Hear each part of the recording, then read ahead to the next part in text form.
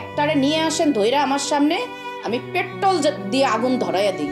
আমি আমার নিজের সন্তানের কথা জানি, কারণ আমি আমার সুন্দর সন্তানটা বের করে দিছি না।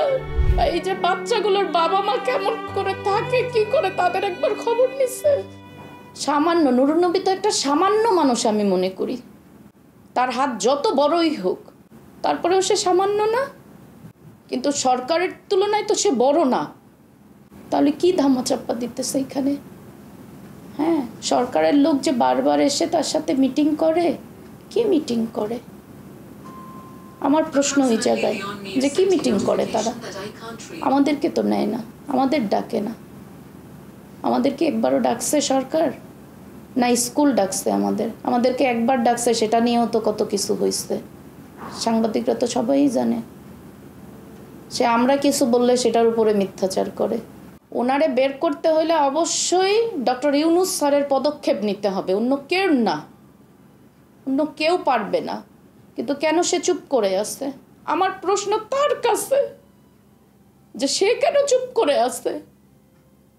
এত বড় স্কুলটায় 3টা টিচার তো শুধু মারা যায় নাই, একটা খালা 3টা টিচারই তো মারা যায় না, আমাদের বাচ্চাগুলো মারা যায় নাই।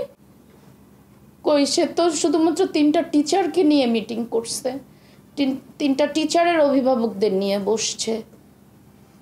মেহেরিন মিস সম্মানের অনেক উচ্চ লেভেলে, কারণ আমার নিজের সামনে দেখছি আমি ম্যাডামরে, আমি সবার আগে গেছি ওইখানে। তার এর চাইতেও বড় যদি কোনো সম্মান, সেটা তার পাওয়া উচিত, কিন্তু তাকে সম্মান দেখ, ওটাই আমার তো সমস্যা নাই। কিন্তু আমাদের বাচ্চাগুলোর কথা কোথাও কি বলছে সে? কোটো মিডিয়ায় বলছে? এই যে বাচ্চাগুলোর বাবা মা কেমন করে থাকে, কি করে, তাদের একবার খবর নিচ্ছে? কেন করলো? এই যে স্কুলের 3তলায় যে প্লেনটা ক্রাশ হয়েছে, এই 3তলা স্কুলের তো কোনো প্ল্যান পাস নাই, এটা লিগ্যাল দেখাক, সে দেখাক, রাজুক বের করুক, স্যার নিজে তদন্ত কি করে বের করছে এটা তো আর আমরা জানি না, করুক তদন্ত। আজকে 1 মাসের বেশি হয়ে যাইতেছে, আমরা তো মরার মতো। আমি আমার নিজের সন্তানের কথা জানি, কারণ আমি আমার সুন্দর সন্তানটা বের করে দিছি না। আমি যাব, কেউ যাক আর না যাক, আমি যাব।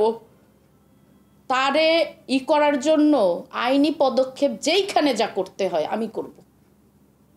আমি এটা সুষ্ঠু বিচার চাই, কারণ নুরুন নবী স্যার তার সর্বোচ্চটা দিয়ে চেষ্টা করছে। সে গার্ডিয়ানদেরকে হুমকি দিচ্ছে, সে বিভিন্নভাবে বলতেছে, ইভেন এমনও বলেছে যে যদি মুখ খোলেন তাহলে বাসায় থাকতে পারবেন না। কেন ভাই? আমাদের বাচ্চা মারা গেছে, আমরা বিচার চাইবো না? কেন চাইবো না? আবার তারই কিছু টিচাররা যখন আমি কথা বলি তখন বলে আমি নাকি টাকার জন্য কথা বলি। তা আমার কথা হয়েছে, ওই টিচারের 2টা ছেলে আছে, একটারে নিয়ে আসেন ধইরা আমার সামনে, আমি পেট্রোল দিয়ে আগুন ধরাইয়া দিই। আগুন ধরাইয়া দিয়ে তারে আমি প্রশ্ন করব যে এখন তুমি বলো যে তোমার কেমন লাগে, কেমন লাগে? আমরা টাকার জন্য, উনি আমারে বলছে না টাকার জন্য মায়া কান্না করি, আমি তারে কোটি কোটি টাকা দিব, বিনিময়ে সে আমার বাচ্চাটা ফিরে দেখ।